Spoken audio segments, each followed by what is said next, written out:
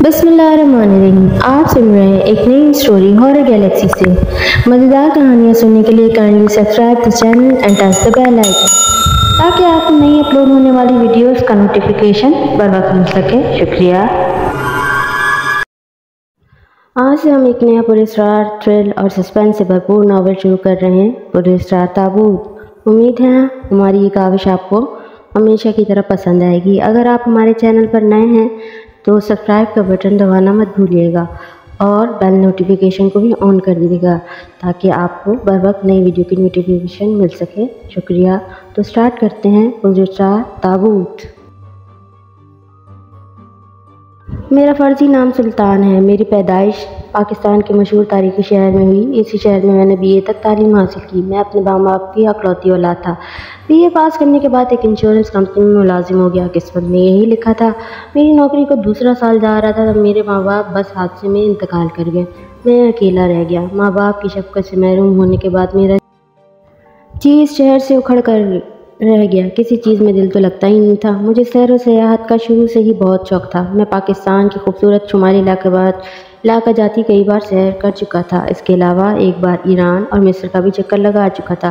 तारीख़ ख़ास तौर पर कदीम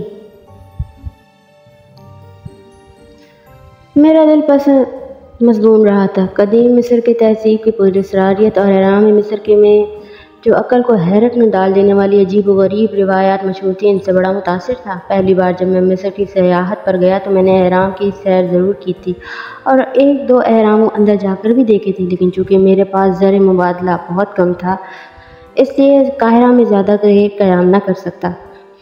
इस अहराम मिस्र को ज़्यादा करीब से देखने और वहाँ रहकर काहिरा के इन अजीब अजायब घरों का भरपूर मुताला करने की हसरत लेकर पाकिस्तान वापस आ गया था, जहाँ मिस्र के फ़िरौनों की हनूत शुदा लाशें रखी हुई हैं। जब मैं दुनिया में अकेला रह गया और हर शहर से जी चाट हो गया तो सोचा क्यों ना एक बार फिर कदीम मिस्र और यूनान के मुल्कों की सयाहत की जाए।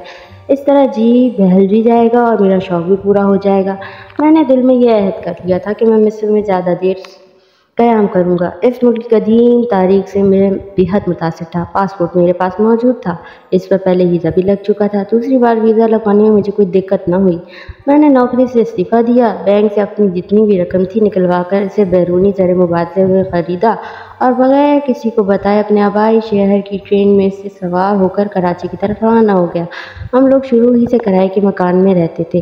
चाबी मैंने अपने एक रिश्तेदार को दे दी और कहा मैं कुछ दिनों के लिए कराची जा रहा हूँ। मुझे मालूम था जब मैं वापस ही ना आया तो मालिक के मकान मेरे रिश्तेदारों से मकान का किराया तलब करेगा। मुझे तलाश करेंगे। जब मैं ना मिला तो मकान से मेरा सामान वगैरह उठाकर अपने घर में डाल देंगे और मालिक के मकान को उसके घर हवाले कर देंगे। मैं भी यही चाहता था। कराची में एक बहरी जहाज़ के ज़रिए मिस्र की बंदरगाह सिकंदरिया पहुँच गया। तारीख़ का तालिब इल्म होने की वजह से मुझे मालूम था कि सिकंदरिया का शहर सिकंदर आज़म ने आबाद किया था। इस ज़माने में सारे ईरान और मिस्र पर सिकंदर आज़म की हुकूमत थी। ये शहर इससे पहले भी मैं देख चुका था। सिकंदरिया से रेल में बैठकर मैं काहिरा आ गया। काहिरा में YMCA वालों का एक हॉस्टल था जहाँ सयाह स्टूडेंट आकर ठहरा करते थे। पहली बार जब मैं यहाँ आया तो इसी हॉस्टल में ठहरा था। थोड़े से पैसों की एवज़ यहाँ रात बसर करने को ठिकाना मिल जाता था। मैं दिल में ये सोच कर चला था कि काहिरा में पहुँचने के बाद वहाँ कोई मुलाज़मत वगैरह तलाश कर लूँगा ताकि माशी एतबार से बेफ़िक्र होकर कदीम तहज़ीब व तमद्दुन वाले शहर के आसार कदीमी का सुकून के साथ मुताला कर सकूँ। मुझे इस बात का इल्म था कि काहिरा में पाकिस्तानी भी कारोबार करते हैं और काफ़ी अरसे से वहाँ आबाद हैं और इन लोगों से मुझे मदद मिल सकती थी। काहिरा में वारिद होने के बाद मैंने YMCA की एक छोटी सी कोठड़ी नुमा कमरे में डेरा जमा लिया। काहिरा में आबाद एक पाकिस्तानी से जाकर मुलाकात की जो काहिरा की एक मार्केट में पुराने सिक्कों और नवादरात का कारोबार करता था। इसने मेरी तरफ कोई ज़्यादा तवज्जो देना पसंद ही ना की और जब मैंने इसे बताया कि मैं काहिरा में कोई काम तलाश कर रहा हूँ ताकि यहाँ कुछ अर्सा क़याम करूँ तो वो उल्टा मुझे नसीहतें करने लगा।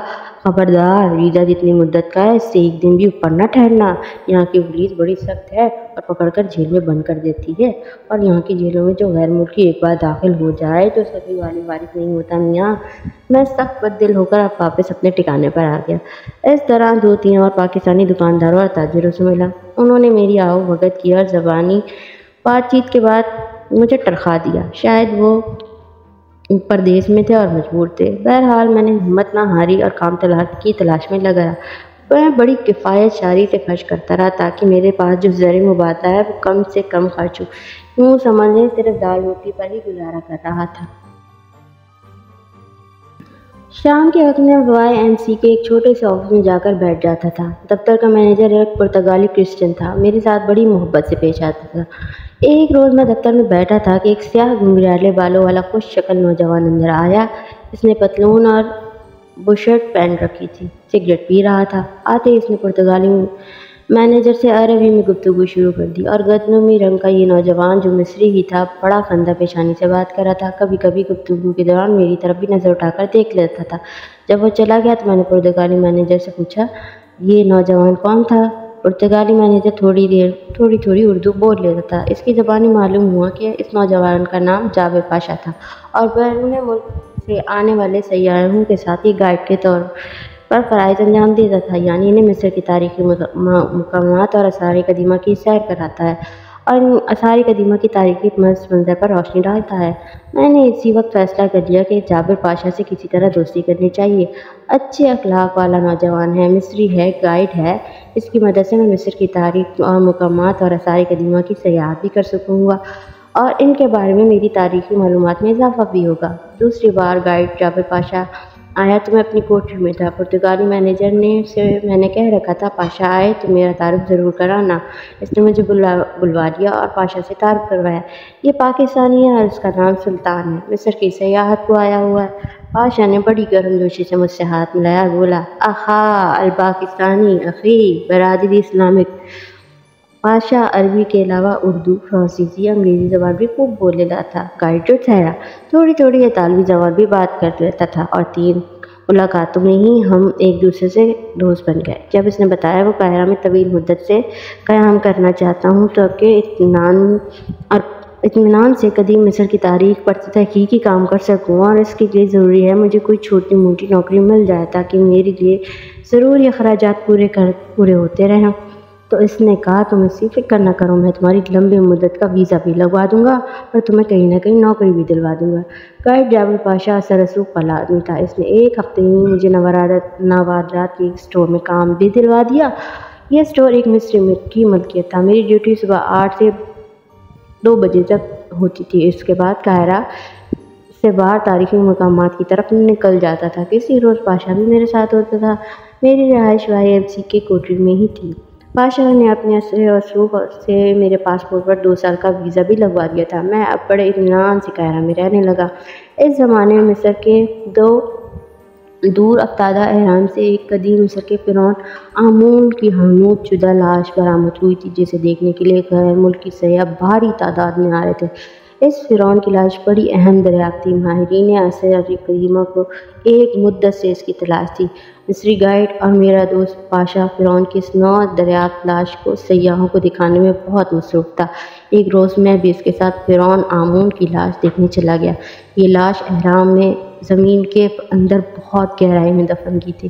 اس کا تابوت کھول دیا گیا تھا۔ ساری لاشیں پٹیوں میں لپٹی ہوئی تھی، صرف چہرہ نظر آ رہا تھا۔ حنوط کرنے والے نے کچھ اس طریقے سے لاش کو حنوط کیا تھا کہ فرعون کا چہرہ خراب نہیں ہوا تھا۔ چہرے کے نقوش درست حالت میں تھے، صرف آنکھیں پتھرائی ہوئی تھیں۔ سر پر سونے کا تاج تھا، تاج میں سونے کا ایک صاف پھن اٹھایا ہوا تھا۔ سیاحوں کو لاش کے قریب جانے کی اجازت نہیں دی گئی تھی۔ 5 فٹ کے فاصلے سے ہی اسے دیکھا جا سکتا تھا۔ پاشا سیاحوں کو انگریزی میں فرعون آمون کے بارے میں رٹے رٹائے انداز میں بتا رہا تھا۔ یہ فرعون 5000 سال قبل مسیح مصر پر حکومت کرتا تھا اور اس کی ملکہ کا نام یہ تھا۔ اس نے فلاں نمایاں کارنامے انجام دیے تھے۔ مجھے اس فرعون کی لاش میں کوئی خاص پراسراریت نظر نہیں آئی تھی جس کے لیے قدیم مصر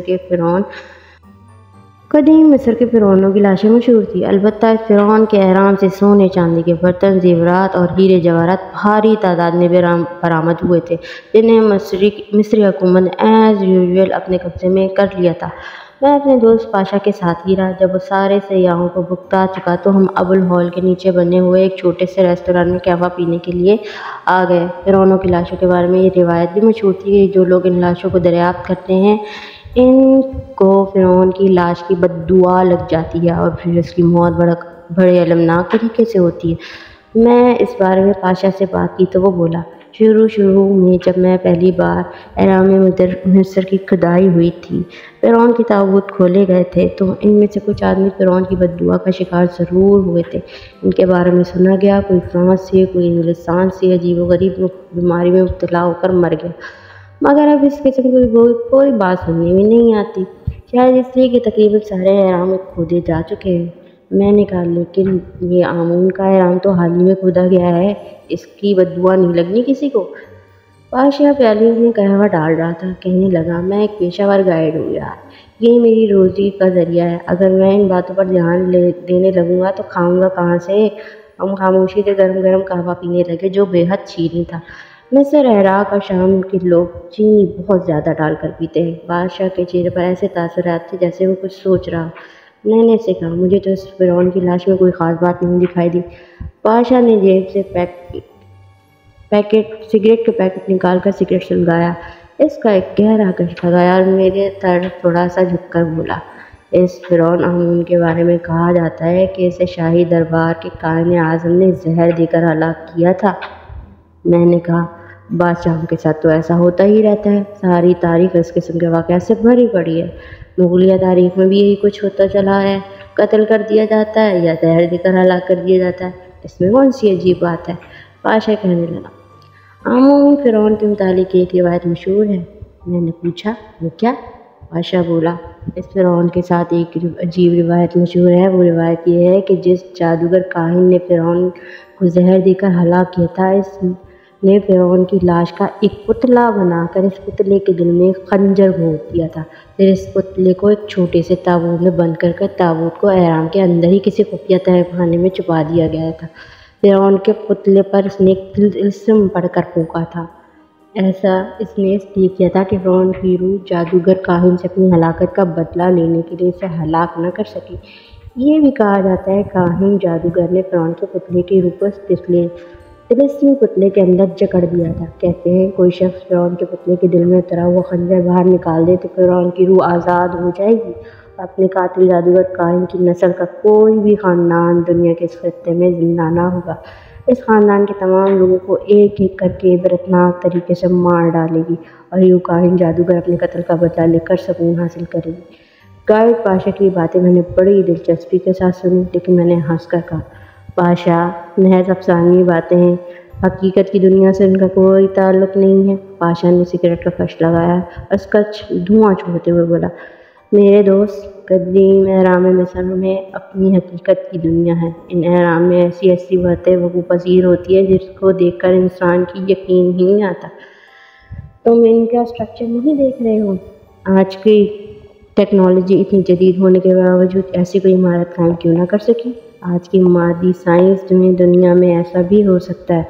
میں نے پراسرار اہرام میں گھوم پھر کر ایک عمر گزاری ہے۔ میں نے اہرام کی خالی راہداریوں اور سنسان دلانوں میں نظر نہ آنے والے انسانوں کے قدموں کی چاپ سنی ہے۔ کئی بار مجھے ایسا لگا ہے جیسے 5000 برس پہلے کوئی عورت ہلکا سا نقرے کہکا لگاتے ہوئے میرے قریب سے گزر گئی ہے۔ مجھے معلوم ہے ہزاروں برس پرانے اہرام، جن کو ہم لوگ مردہ ٹیلے کہتے ہیں، زندہ ہیں، یہ سانس لیتے ہیں۔ جب تمام سیاح چلے جاتے ہیں اور سناٹا چھا جاتا ہے تو یہ اہرام خاموشی کی زبان میں ایک دوسرے سے باتیں کرتے ہیں۔ پاشا کی آواز اور لہجہ پراسرار ہوتا جا رہا تھا اور خود مجھے ہزاروں سال پہلے فرعونوں کے زمانے کا کوئی آدمی لگنے لگا تھا۔ مجھے اس کی باتوں میں واقعی دلچسپی پیدا ہونے لگی تھی۔ مجھے یوں محسوس ہونے لگا پاشا سچ کہہ رہا ہے اور اہرام مصر میں کوئی پراسرار طلسماتی توانائی ہزاروں برس گزر جانے کے بعد آج بھی موجود ہے۔ میرا خیال ہے فرعون آمون کے پتلے کی طرف چلا گیا۔ میں نے پاشا سے پوچھا، پاشا، تم تجربہ کار پرانے گائیڈ ہو، اہرام مصر کے تہہ خانوں اور خفیہ راہداریوں سے اچھی طرح واقف ہو، تمہیں تو ضرور معلوم ہوگا فرعون آمون کا پتلا کس خفیہ جگہ دفن ہے جس کے سینے میں جادوگر کاہن نے خنجر گھونپ رکھا ہے۔ پاشا نے آنکھیں سکیڑ کر میری طرف دیکھا۔ تم یہ کیوں پوچھ رہے ہو؟ میں نے کہا، بات یہ ہے میرے دوست، میرا جی چاہتا ہے میں اس پتلے کے سینے میں سے یہ جادوگر کاہن کا خنجر نکال کر فرعون کی ہزاروں برس سے قید روح کو آزاد کر دوں۔ پاشا نے سگریٹ ایش ٹرے میں بچھایا اور اپنی پیالی میں قہوہ اونگلتے ہوئے کہنے لگا، ایسا خیال کئی بار میرے دل میں بھی آیا ہے، فرعون کے پتلے کے سینے سے خنجر نکال دوں اور اس کی جکڑی ہوئی روح کو آزاد کر دوں، کیونکہ اس پتلے کے بارے میں ایک اور روایت بھی سینہ بہ سینہ چلی آ رہی ہے۔ جو کوئی پتلے کے سینے سے خنجر نکال کر فرعون کی روح کو آزاد کرے گا، فرعون کی روح اس شخص کو انعام دے گی، اور انعام یہ ہوگا کہ وہ اس شخص کی زندگی کی ایک خواہش جو وہ کرے گا پورا کر دے گی، اور مجھے معلوم ہے کہ فرعون کی روحیں ایسا کر سکتی ہیں۔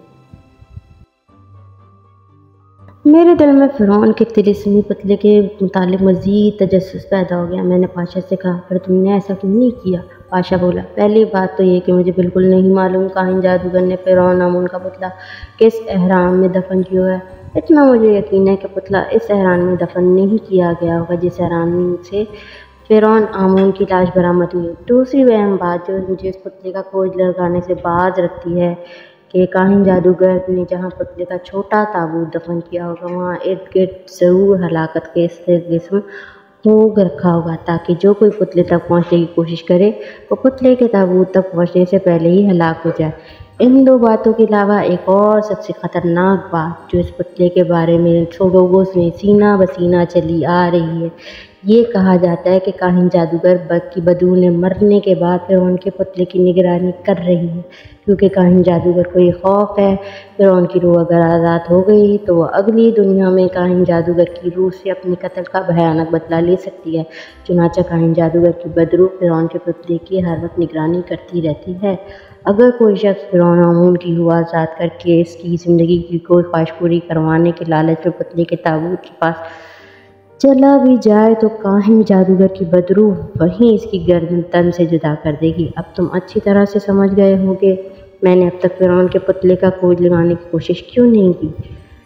سب کچھ میں بہت اچھی طرح سمجھ گیا تھا، مگر میں نے اپنے دل میں سوچ لیا تھا چاہے کچھ بھی ہو جائے فرعون کے پتلے کا کھوج لگا کر رہوں گا، اور اس کے سینے سے خنجر نکال کر فرعون کی روح سے انعام کے طور پر اپنی زندگی کی سب سے قیمتی خواہش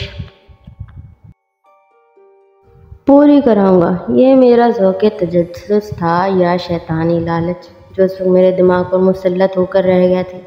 آپ کچھ بھی سمجھ لیں، لیکن میں فرعون کی روح کو آزاد کرا کے اپنی زندگی کی ایک خواہش پوری کرانے کا فیصلہ کر چکا تھا۔ میں نے بادشاہ کو اپنے دل کے فیصلے سے آگاہ نہیں کیا تھا، کیونکہ میں نے اس کی باتوں سے اندازہ لگا لیا تھا وہ مجھے ہرگز اس راستے پر چلنے کی اجازت نہیں دے گا، کیونکہ اس کے ہر قدم پر جان کا خطرہ تھا۔ وہ خود اتنا تجربہ کار اور قدیم مصری طلسماتی اور دیو مالائی علم رکھنے کے باوجود اس راستے پر چلنے کی جرات نہیں کر رہا تھا، تو میں اس کے مقابلے میں بالکل اناڑی تھا، اور وہ مجھے کیسے اجازت دے سکتا تھا؟ لیکن پاشا کی مدد کے بغیر فرعون کے پتلے کا کھوج لگانا ممکن نظر نہیں آ رہا تھا۔ اس گفتگو کے بعد میں نے پادشاہ سے زیادہ ملنا جلنا شروع کر دیا۔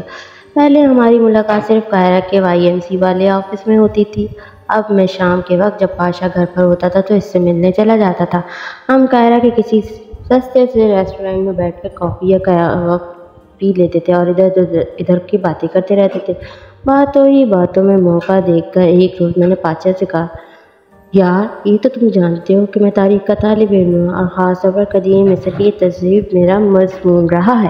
تم نے فرعون آمون کی موت کے بارے میں مجھے جو حیرت انگیز باتیں بتائی ہیں، ان میں سے میرے دل میں یہ خیال آیا ہے کہ نہ فرعون آمون کی زندگی اور اس کی موت پر ایک تحقیقی مطالعہ لکھ کر پاکستان میں کتابی صورت میں چھپا دوں۔ اس سے مجھے شہرت ملے گی اور مالی اعتبار سے بھی مجھے فائدہ ہوگا۔ کیا خیال ہے تمہارا؟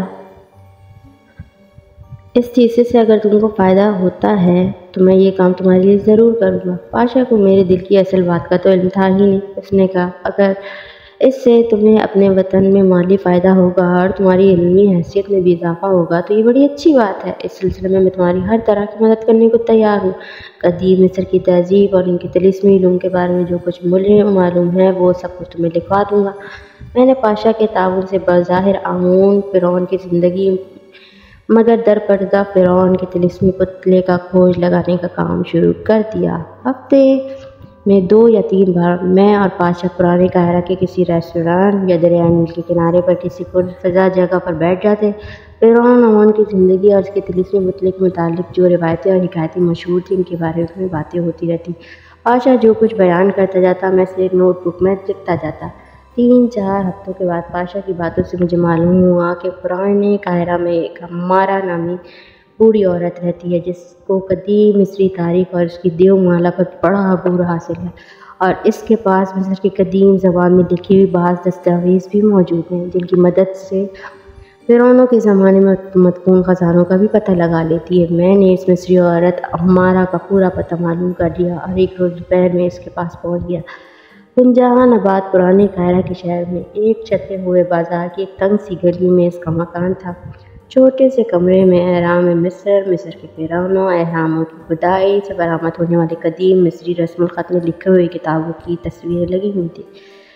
کمرے کے درمیان چھوٹی گول میز کے گرد 4-5 پرانی کرسیاں رکھی تھیں۔ نیچی چھت والے تنگ کمرے کی فضا میں گھٹن تھی اور مشک اور کافور کی طرح کی خوشبو پھیلی ہوئی تھی۔ امارہ نام کی یہ بوڑھی عورت جوتش کا علم بھی رکھتی تھی اور لوگوں کے ہاتھ بھی دیکھتی تھی، اور پرانے مدفون خزانوں کی تلاش میں بھٹکنے والے لوگوں کو جوتش کا حساب لگا کر مدفون خزانوں کے بارے میں معلومات بھی فراہم کرتی تھی۔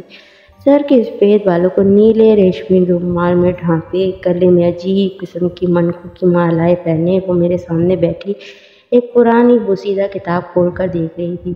میں نے اس کی فیس ادا کر دی تھی اور اسے اپنے بارے میں بتایا تھا کہ میرا تعلق پاکستان سے ہے۔ میں قدیم مصری تہذیب پر ریسرچ کر رہا ہوں۔ حال ہی میں قاہرہ کے ایک اہرام سے فرعون مصر آمون کی لاش برآمد ہوئی ہے، اس پر تحقیق کر رہا ہوں۔ اس کے متعلق جو روایات مشہور ہے، اس کاہن جادوگر نے اسے زہر دے کر ہلاک کیا تھا۔ اس سلسلے میں تاریخی حقائق معلوم کرنا چاہتا ہوں۔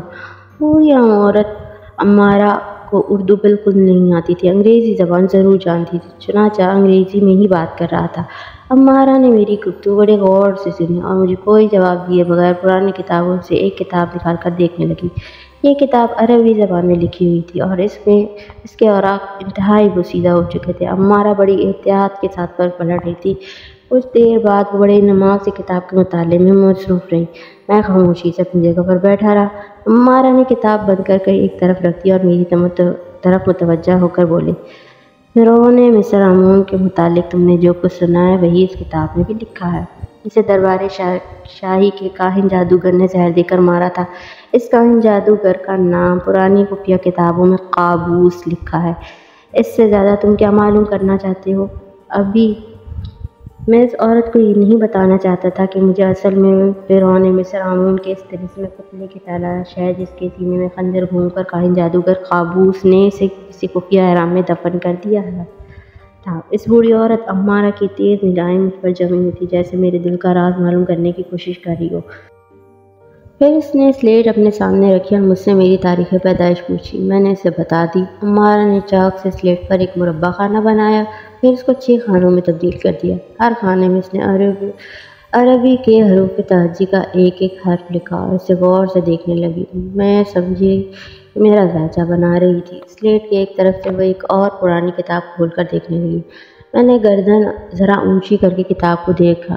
کتاب کے صفحے پر ستاروں کے تقویم کا نقش بنا ہوا تھا۔ کچھ دیر اس نقشے کو دیکھنے کے بعد اس نے سلیٹ کی خانوں میں عربی میں کچھ لکھا، پھر میری طرف دیکھ کر بولا۔ آنکھوں اور چہرے کے تاثرات ایسے تھے کہ جیسے اس نے میرے دل کا حال معلوم کر لیا۔ بڑے دھیمے اور مشفقانہ لہجے میں کہنے لگی، تمہیں جس چیز کی تلاش میرے پاس لے کر آئی ہے اور اپنے دل کے جس راز کو تم مجھ سے چھپا رہے تھے وہ راز میں نے معلوم کر لیا ہے بچے۔ اب میں تم سے ایک سوال کروں گی، مجھے اس کا جواب دو۔ میں کچھ شرمندہ سا ہو کر رہ گیا کیونکہ اس عورت کی شکل بتا رہی تھی وہ میرے دل کی حقیقت معلوم کر چکی ہے۔ کہنے لگی، کیا تمہیں فرعون مصر آمون کے طلسم پتلے کی تلاش ہے؟